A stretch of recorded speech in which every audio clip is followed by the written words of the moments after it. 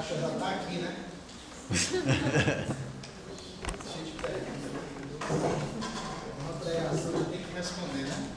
Mas louvado seja Deus que o presbítero Carlos Henrique está aqui para nos auxiliar. Queridos, abra sua Bíblia comigo. Evangelho de Lucas, capítulo de número 7, versículo de número 36 ao 50. Lucas, capítulo de número 7, versículo de número 36 ao versículo de número 50.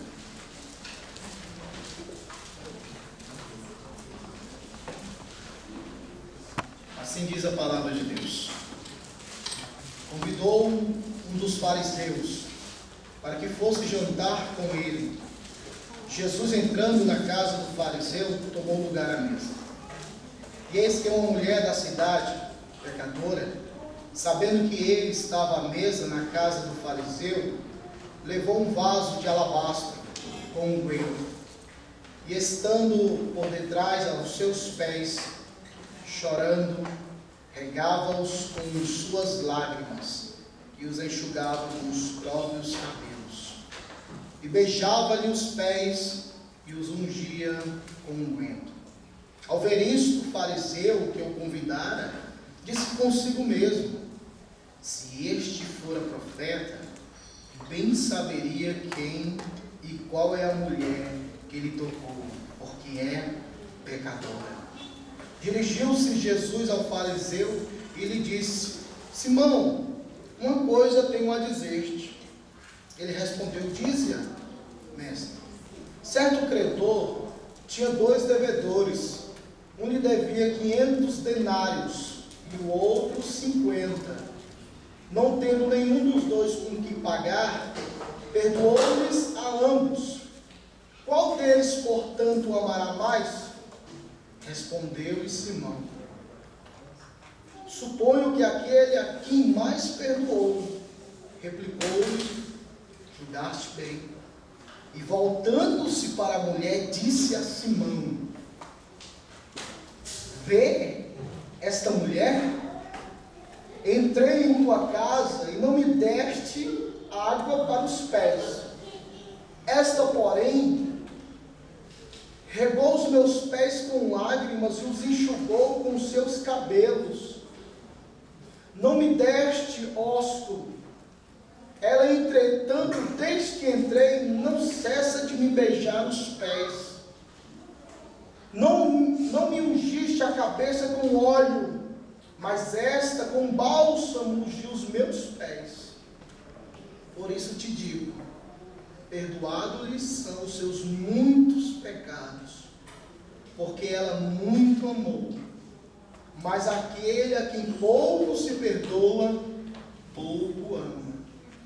Então disse a mulher: perdoados são os teus pecados. Os que estavam com ele à mesa começaram a dizer entre si: quem é esse que até perdoa pecados? Mas Jesus disse à mulher: a tua fé te salvou, vai-te em paz. Oremos mais uma vez. Santo Deus, Senhor da glória, Deus, nesta noite, que o Senhor possa ir adiante de mim e revela a tua graça perdoadora, e que o Senhor nos ensine o que significa de fato o teu amor, e que nesta noite, ó Deus Todo-Poderoso, por favor, Deus, nos dê convicção de pecados aqui essa noite, nos dê o quebrantamento que nasce de um coração que foi invadido pela graça de Deus, para que depois dessa convicção de pecados, nós possamos nos humilhar diante do Senhor e rogar o teu perdão, para que assim tenhamos uma nova vida em Cristo Jesus. Salva vidas aqui essa noite, renova vidas aqui essa noite, e me ajuda, Jesus, me dá força. Esta é a minha oração em nome do Senhor Jesus. Amém.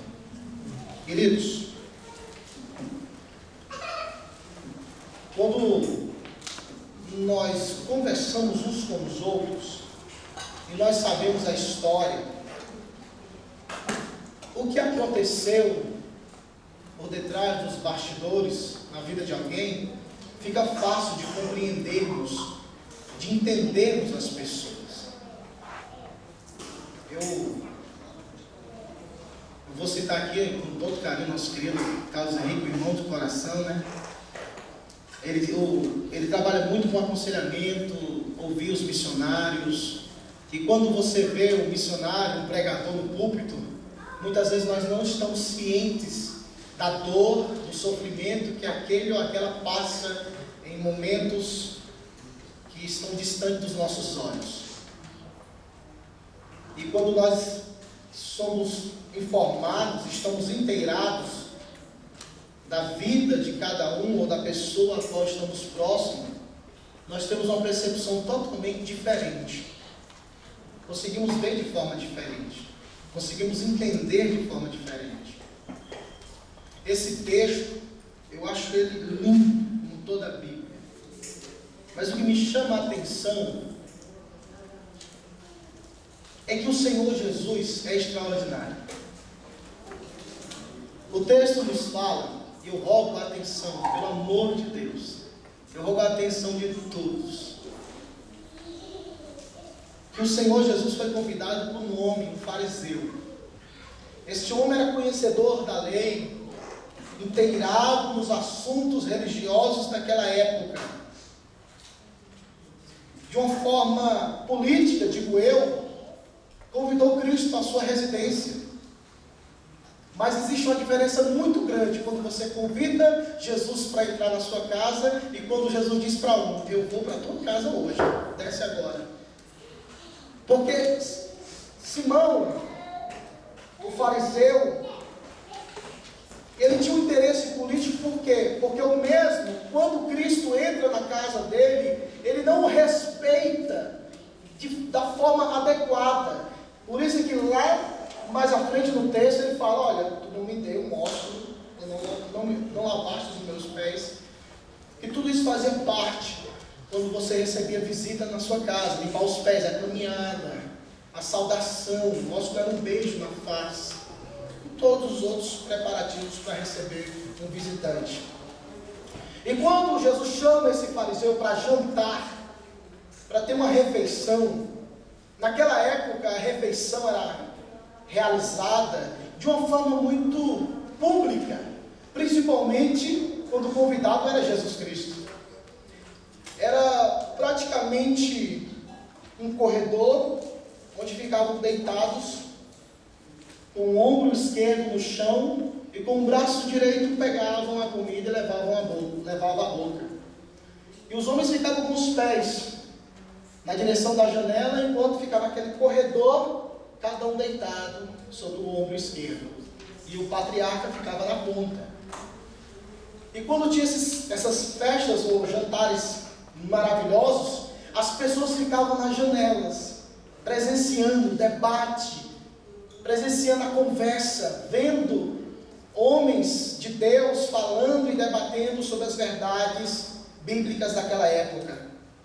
Cristo senta-se, deita-se, mas de repente o protocolo é quebrado. Uma mulher entra, e naquele ambiente somente homens poderiam entrar. De fato, aquela mulher quebrou o protocolo, e muito mais, pois o texto sagrado revela que ela era mulher, vírgula, pecadora, vírgula. O texto que apresentar para os leitores, o evangelista Lucas tem o interesse de mostrar que aquela mulher tinha um passado horrível, que aquela mulher carregava sobre os seus ombros uma trajetória de uma vida pecaminosa diante de Deus. Isso é triste. Você conhece o fulano? Sim, aquele que roubou. Você conhece a Beltrana? Sim, aquela que ficou grávida. Nós, seres humanos, irmãos, somos imperdoáveis. Se a graça de Deus não estiver em nosso corações, nós acharemos que somos as pessoas mais perfeitas do mundo. E erramos como os fariseus erraram. Engolimos o camelo e se engasgamos com um mosquito. Aceitamos coisas que até inaceitáveis são as nossas vidas, mas na vida do outro só existe um padrão, e se quebrar, morreu. Eu costumo dizer que Deus perdoa, mas as pessoas não. As pessoas sempre vão jogar na cara. Não é aquele que brigou, não é aquele que roubou. Eu conheço aquele que brigou. Então o passado fica muito atrelado. Mas na nova aliança, na comunidade dos salvos, não pode acontecer isso. Na comunidade dos salvos tem que acontecer algo totalmente diferente do mundo. Nós precisamos receber as pessoas e apresentar a solução que se chama Cristo. E se essa pessoa quiser abrir o coração e conversar, vamos apresentar a ela ou a ele a solução que se chama a graça perdoadora de Cristo. Eu não sei se essa mulher gostaria de ler o texto assim, dizer, nossa, uma mulher da cidade, ela era pecadora. E tudo indica que ela era prostituta. Eu acho Cristo extraordinário demais. Nós vamos entender e ver isso no decorrer da leitura. Versículo de número 37. Reforçando e reiterando o que fala. E eis que uma mulher da cidade, pecadora, sabendo que ele estava à mesa, na casa do fariseu, levou um vaso de alabastro com unguento. Versículo 38. E estando por detrás aos seus pés, ou seja, ela não teve a capacidade de se apresentar diante do Senhor, mas ela veio por trás. Lembra-se a mulher que tinha um fluxo de sangue? Ela não teve a capacidade nem a oportunidade de apresentar-se diante de Cristo. Ela teve que rasgar, entrar na multidão e tocar nas vestes do Senhor para ser curada. Eu não sei como é que essa mulher entrou nesse ambiente. Não dá para entender, historicamente falando, ou tradicionalmente falando, da perspectiva farisaica, como essa mulher entrou.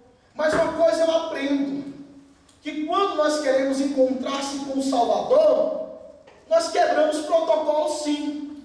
Porque quando um homem que estava aleijado, era paralítico, não poderia ter acesso à presença de Jesus, tinha 4 brothers, tinha 4 irmãozão, tinha 4 colegas do peito de aço, que disse, tu não consegue, mas a gente vai fazer um negócio aqui, vamos furar essa telha aqui, vamos quebrar tudo, mas hoje tu vai ter um encontro com Jesus.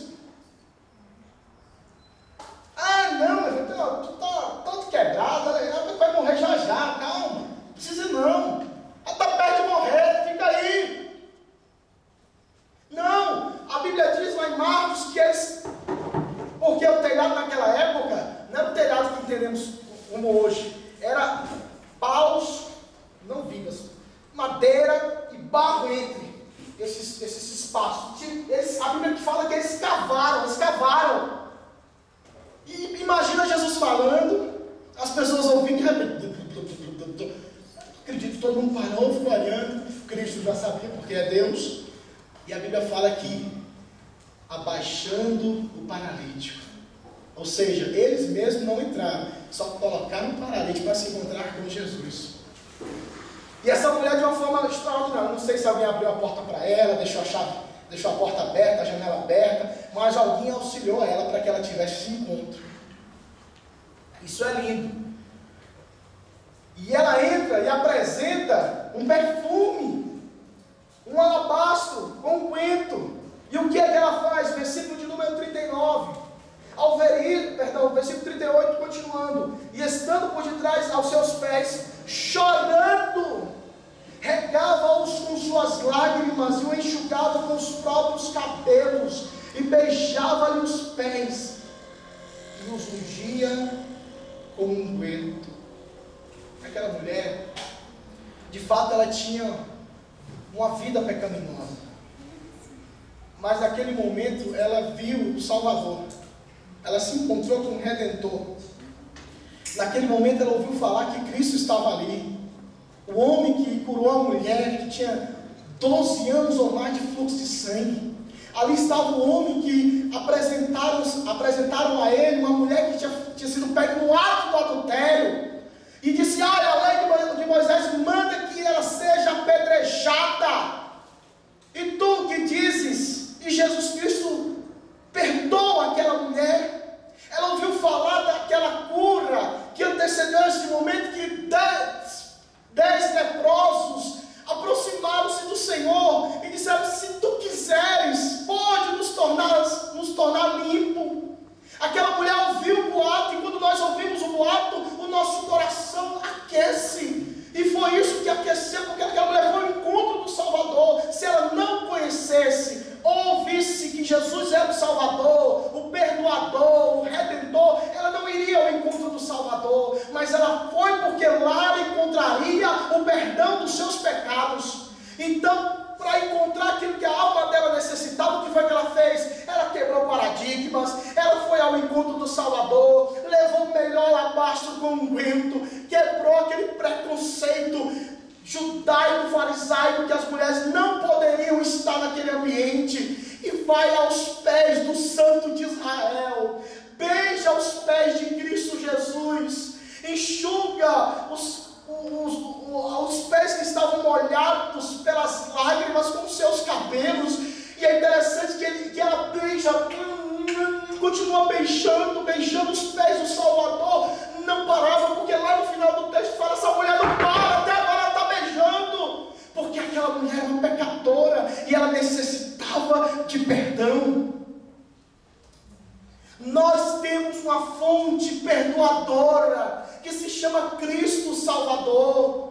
Da cruz emana perdão, da cruz emana virtude, crente. Da cruz provém o perdão para os nossos pecados, a restauração para a nossa alma e uma nova vida em Cristo Jesus, nosso Senhor. Mas escute, duas pessoas estão nesse texto, o fariseu e a mulher. Os dois eram pecadores diante do Salvador, mas parece que só ela percebia isso.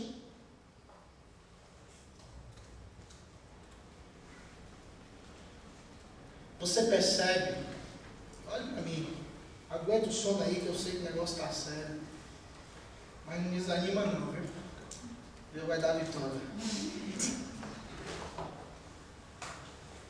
Você percebe que Cristo, como aquele que é o Salvador da sua vida, aquele que é o Cordeiro de Deus, que veio ao mundo para tirar os pecados, essa mulher percebeu. E bendito seja o Santo de Israel que abriu os olhos daquela mulher, para que ela percebesse que ali estava a fonte do perdão e da graça de Deus. Pecadores só encontram paz aos pés do Redentor.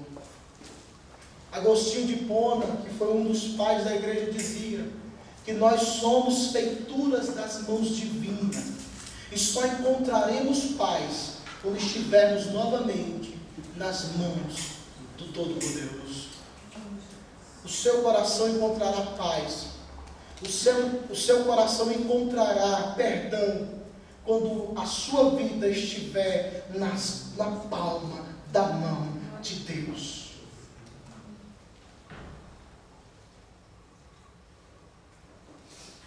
Quem não tem uma história para contar?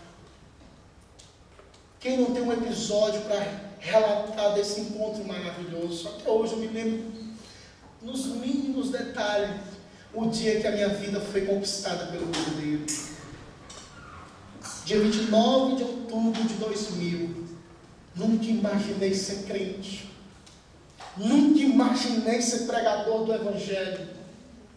Ao contrário, eu zombava dos crentes. Ao contrário, eu xingava os crentes.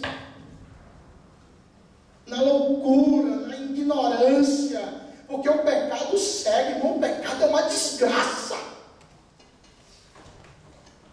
O pecado é uma desgraça porque ele é tão malicioso que ele se apresenta a nós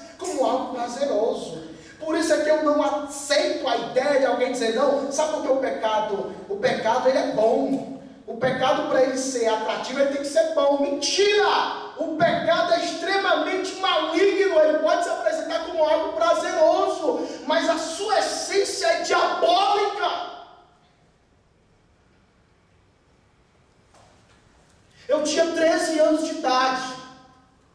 Adolescentes, eu tinha 13 anos de idade quando eu recebi a primeira proposta, ou as várias propostas, para afundar a minha alma no pecado. Dá só uma puxadinha. Deixa que eu pago para você. Nessa hora todo mundo paga. Nessa hora todo mundo te convida. E eu tenho certeza que aqui no nosso meio tem muitas pessoas que já passaram por isso. Já receberam propostas, ou vão receber alguma proposta. E Deus nos separou para este evento para nos fortalecer em Deus. E se você recebeu essa proposta e praticou essa noite, nesse período que nós estamos, é período de renovação, restauração, perdão, para que Jesus Cristo diga para você: perdoados estão os teus pecados. Dos 13 aos 17 anos, irmãos, tem coisas que eu tenho vergonha de falar do que eu fiz. As loucuras que eu tentava fazer. Eu me lembro muito bem como era na época do funk. Desculpa. Era a época do funk. Eu não sei se aqui em Brasília tinha essa febre do funk. Lá em Fortaleza tinha muito. Era aquela questão do lado A e lado B. Aí tinha aquelas batidas de funk, onde incentivava as galeras brigarem com outras galeras e fazerem um corredor. Você já viu isso na internet? Ficava uma galera de um lado e a galera do outro, e o corredor e as músicas de funk batendo, e as músicas de funk incentivando, mete a porrada, tem que pegar o alemão, o pilantra, e aquilo incentivava. Hoje o funk é mais sensualidade, mas outrora era muito aquela força motora para poder brigar. Hoje respeita nem as mulheres, chama até uma mulher de cachorro, e a mulher acha até bom, essa porra, e dança, parece que não entende, né? Meu Deus. E foi um período que eu queria ser macho. Macho assim, vamos ver ali, por favor.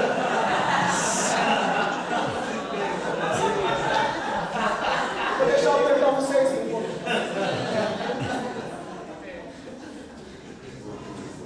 Quando eu falei que a Ela é meu filho, sabe sempre, ainda bem que minha esposa fala que eu sou, né? Quando eu falo isso, é porque às vezes eu penso que eu estou na Europa, lá no Ceará, e eu estou aqui em Brasília, né? Porque eu queria ser garotão. E no meu bairro, ser garotão era o cara que brigava. O cara que aguentava porrada. Cabra macho, valente. Que brigava com 10, 15, não corria. Apanhava, mas não corria. Podia apanhar, mas eu fiquei, não corria. E eu queria ser assim. E a escola foi esses bailes.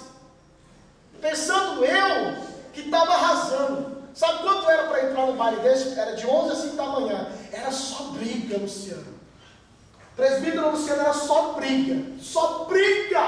Aí quando saía, aí tinha uma grande esperando a outra. E a pancada nas ruas, quebra. Pessoas morreram. E eu pensei que eu estava arrasando. Eu falo isso com peso na alma porque eu pensava que eu estava arrasando, que eu era o bad boy. E eu, na maior loucura, eu poderia morrer. E não está aqui hoje, está no inferno. Queimando eternamente por uma baboseira que o mundo me ensinou. Eu era tão louco do juízo que minha mãe chorava. Dona Rita, que vocês conheceram, minha mãe chorava, humilhando-se. Meu filho, não vá, pelo amor de Deus. Porque sempre tinha notícia, morreu, mataram, fizeram tudo de ruim. E eu queria ir. Isso com 14, 15 anos de idade.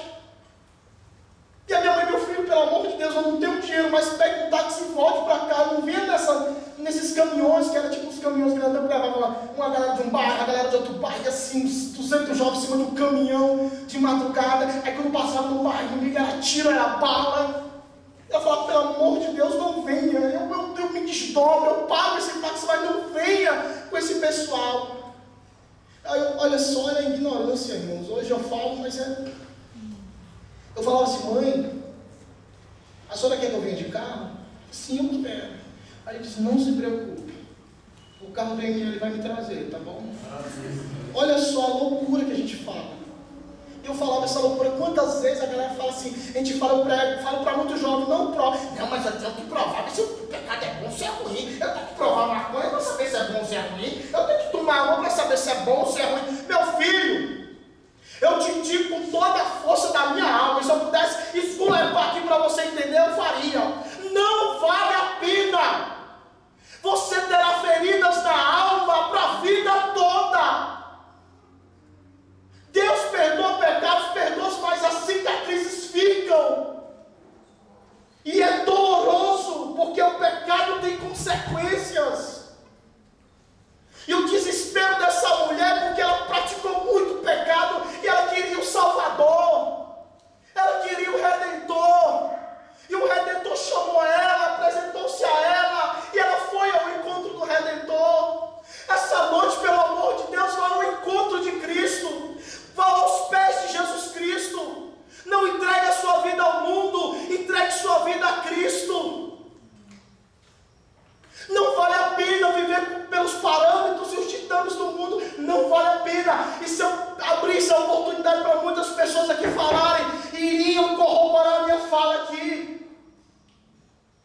E quem pratica essas coisas parece ter uma percepção maior. Eu queria, no nome de Jesus, eu queria nunca ter provado o que eu provei na vida. Eu queria não ter sido usado como marionete do diabo. Eu não queria. E eu encontro jovens que querem provar o mundo só para saber se é bom ou se é ruim.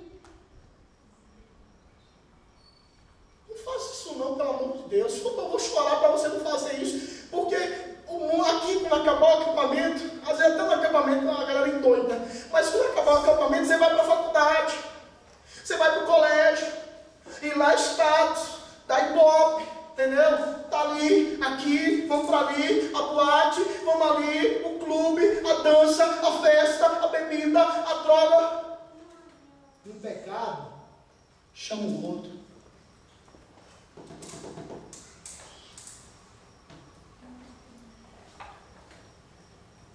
Corram aos pés de Jesus Cristo, por favor. Não vale a pena, não. Não vale a pena. Tenha cuidado. As propostas vêm. As tentações vêm. Ninguém pode negar um negócio desse, vem. Ainda mais vocês que estudam, trabalham em ambientes que não são cristãos. Então você tem que estar forte, com as baterias recarregadas para vencer o mal. Essa mulher, essa pecadora, ela precisava de socorro. Muitos que aqui estão precisam do socorro de Deus.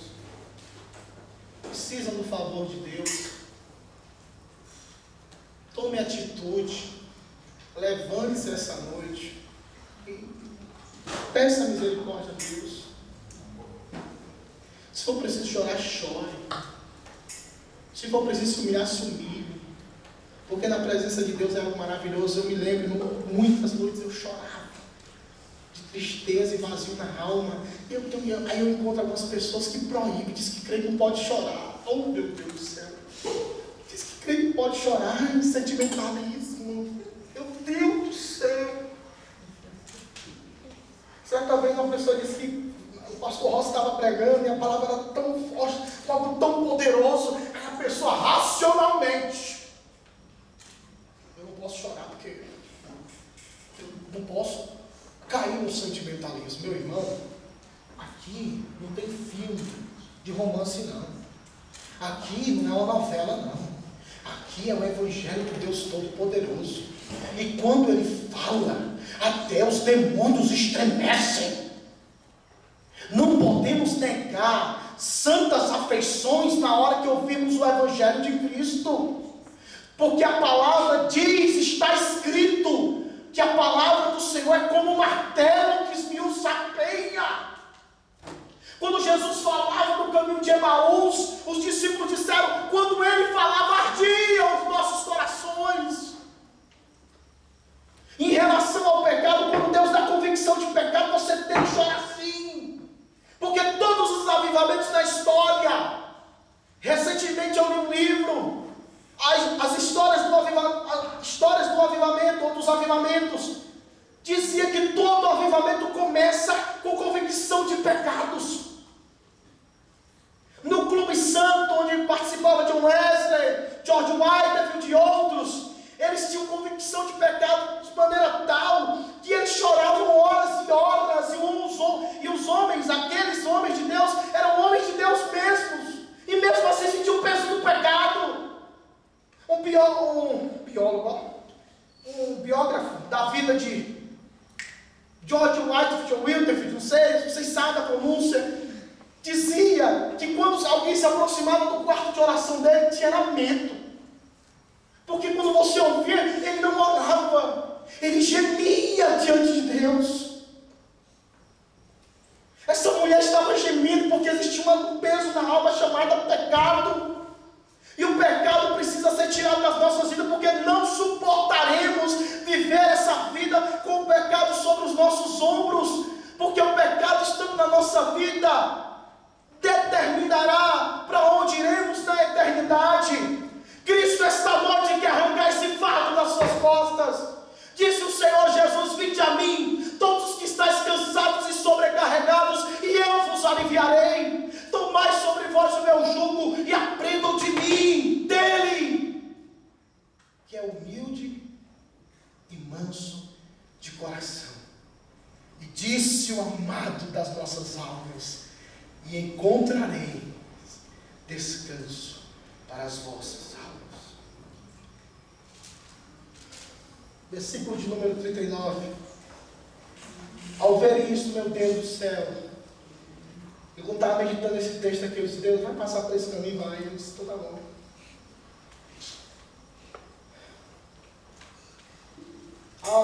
Ao ver isto, o fariseu que eu convidara disse consigo mesmo, se este fora profeta, bem saberia quem e qual é a mulher que tocou, porque é pecadora.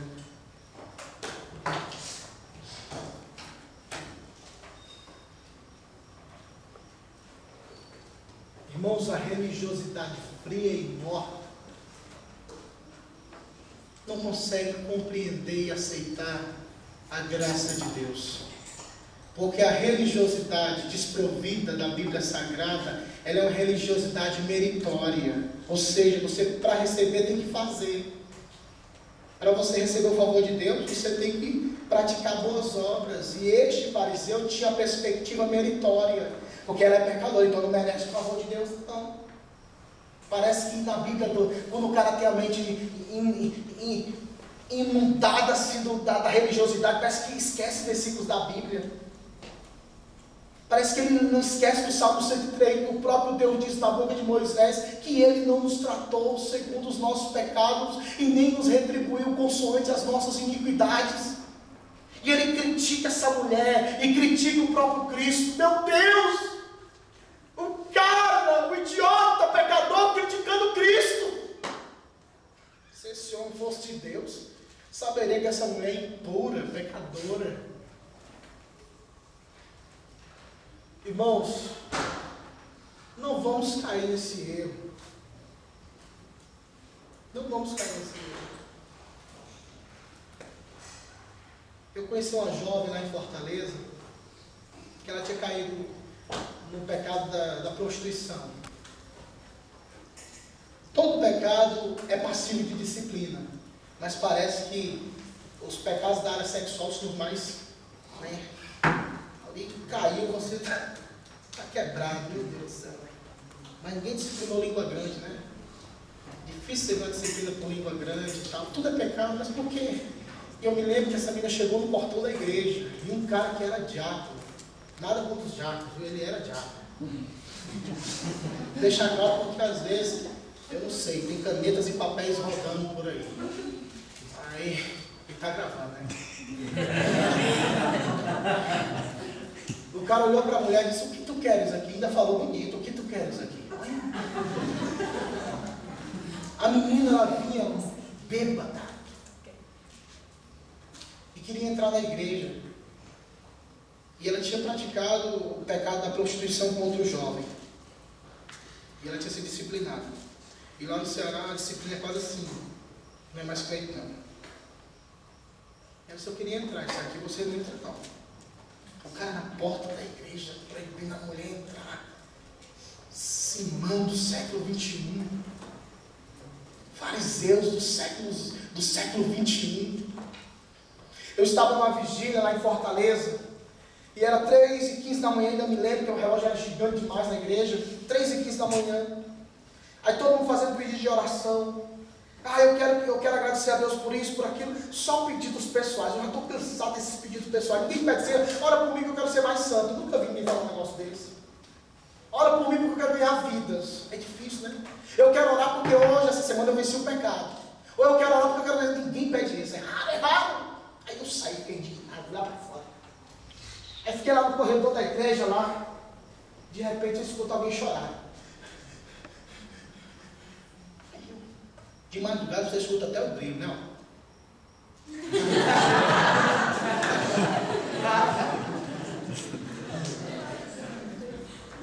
E era lá em Fortaleza.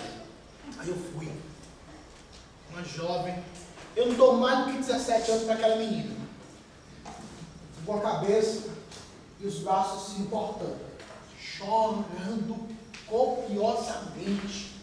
Chorando intensamente.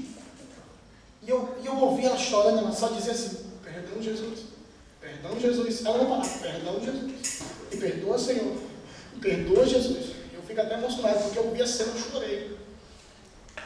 Ela ficou aproximadamente 10 minutos, e eu fiquei assim, Deus olhando para ela, enquanto os crentes pedindo bem de material, uma mulher pedindo perdão. Aí eu fico pensando, será que Deus está ouvindo mal aqui? De repente aparecem 2 filhos do capeta. Fulana, vamos embora! Tudo de cachaça na mão. Ela limpa as lágrimas e sai cabisbaixa. Aí eu me lembro da parábola que o Senhor Jesus disse, daqueles 2 que sobem ao monte para orar. Quem saiu justificado? Irmãos, muitas vezes nós desprezamos aquilo que não deve ser desprezado. E às vezes rejeitamos aquilo que não deve ser rejeitado. Por incrível que pareça, psicologicamente falando, alguém fez uma pesquisa nos 12 discípulos de Cristo e disse que o único que seria saudavelmente mental para dar com Cristo seria Judas.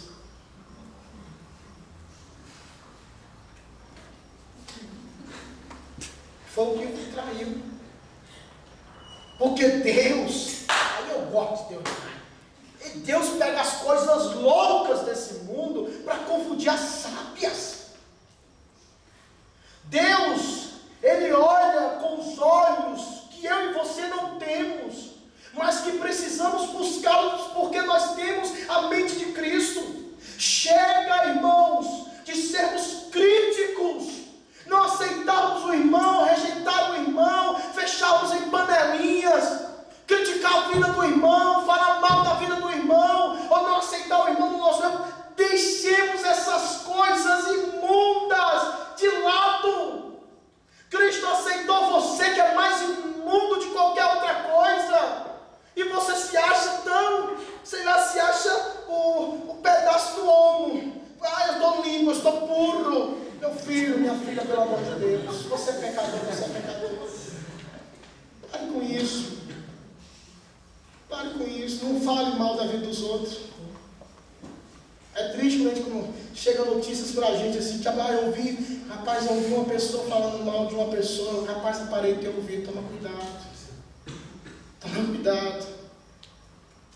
Vamos tratar os outros com amor e respeito. Não vamos cair nesse erro. Não vamos falar mal. Esse homem nem conhecia essa mulher, eu vi que ela era pecadora. Ele, como líder religioso, ele era para apacentá-la, auxiliar, né? Prostituta, toda fora, pomba gira, demônio. Porque tudo é demônio, né? Essa menina, se é uma mulher, é pomba gira, de inferno. E tu que é Zé Pilintra, Vem cá.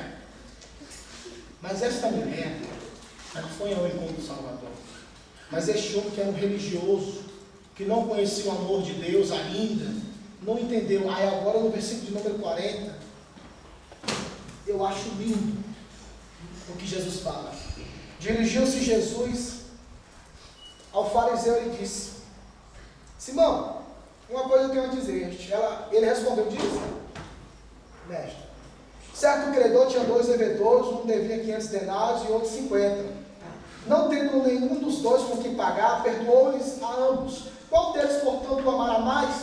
Respondeu Simão: suponho aquele a quem mais perdoou. Replicou-lhe: julgastes bem.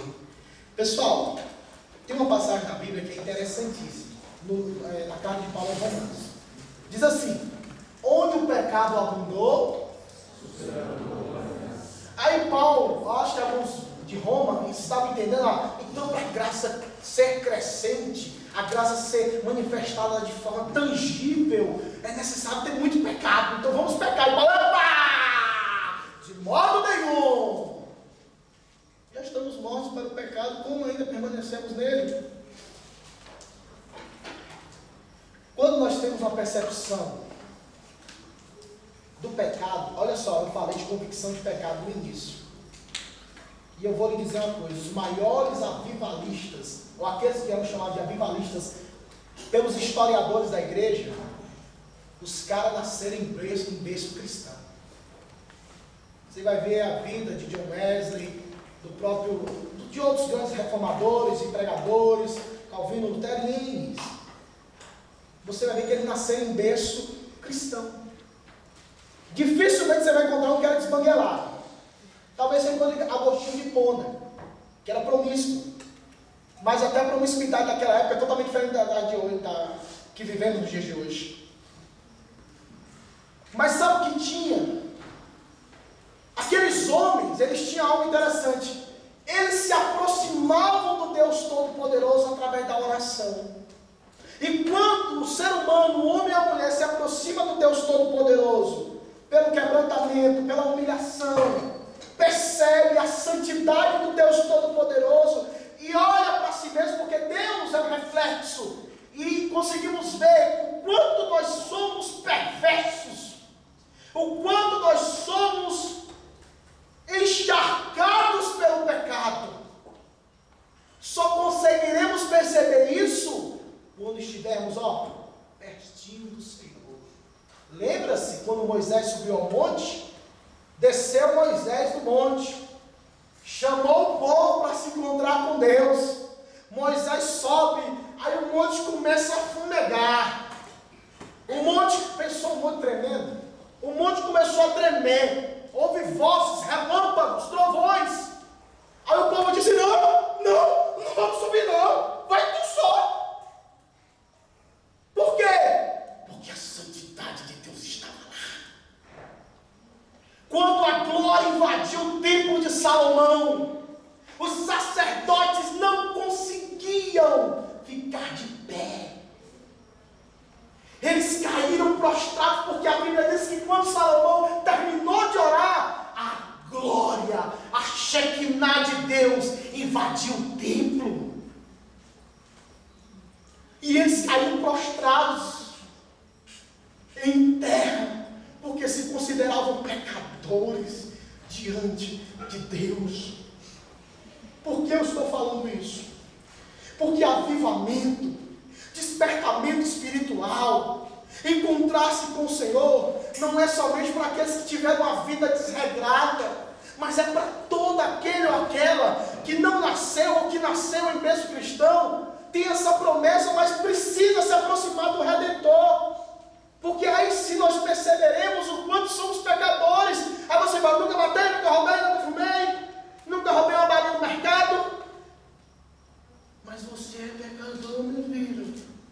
E o seu pecado original é a pior desgraça do mundo. Foi por isso que Adão e Eva foram expulsos do jardim, porque pecaram em um pecado. Você vê, um pecado, sai embora. Porque a santidade de Deus não compactua com o pecado. É por isso que Deus fez homem para habitar no meio dos pecadores, porque se o próprio Deus em toda a sua glória estivesse, seríamos consumidos. Por isso que Cristo é o nosso Salvador. Ele traz a presença do Deus Todo-Poderoso a nós, de forma que nós pecadores venhamos usufruir, vivenciar. Avivamento acontecerá e a sua vida mudará se você tiver um encontro com Cristo, Deus Todo-Poderoso. Tinha um amigo David, né? Assim, falei para vocês, vocês podiam que ele vier aqui, você vai ver, esse é o David. Ele me evangelizou. Às vezes que eu ia na igreja, com ele, Anderson, eu não entrava na igreja, cara. Por que você não entra? Meu irmão, não sou digno de entrar aí não, cara. Eu me sentia tão sujo. Eu ficava na janela da igreja. Eu não sentia digno de entrar, sabe? Não, eu era muito sujo. E ele ficava lá do meu lado, na janela. Eu não assistia o ficava comigo lá do lado. Ele me perguntava qual pecado você cometeu. Não foi? O que foi? O que foi que você cometeu? Coisa feia. Não, ele simplesmente me abraçou e ficou do meu lado, o culto todo. Será que quem teria a capacidade de fazer isso? Com algum amigo, irmão? Ou será que nós seremos igual esse fariseu aqui, que não teve uma nova vida, porque era preso na vã religiosidade?